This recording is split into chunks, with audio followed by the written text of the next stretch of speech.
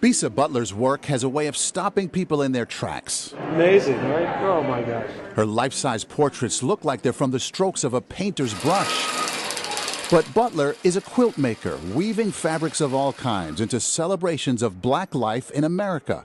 I always want my portraits to be life-size, to look the person in the eye and to grab them, like, despite whatever it is you think of me, you're going to recognize me as a human being. Butler says she is often inspired by historical photos like this one in 1940, a North Carolina family fleeing the Jim Crow South. In 7 months, she transformed their story onto fabric. What about this photo jumped out at you?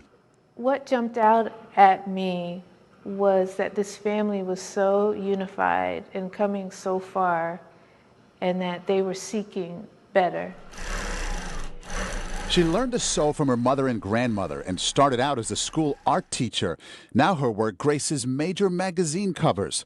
Last year, she had her first solo show at the famed Art Institute of Chicago. I love the hair. The hair on these. Does it feel like you're filling in a gap in history that was just left out? Absolutely.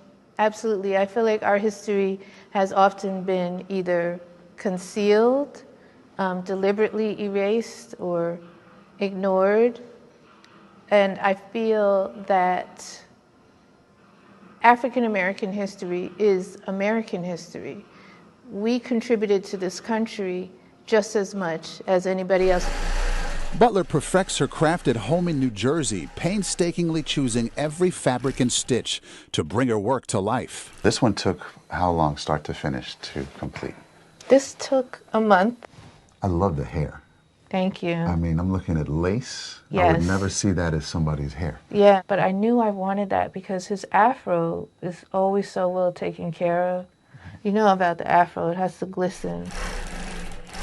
It took Butler 11 months to create her most recent quilt, commissioned by the Smithsonian, depicting the Harlem Hellfighters, an all-black infantry that fought in World War I.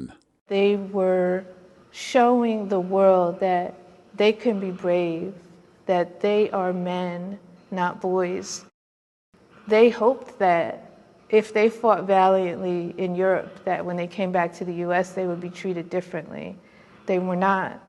A life mission stitching together the African American experience, one portrait at a time.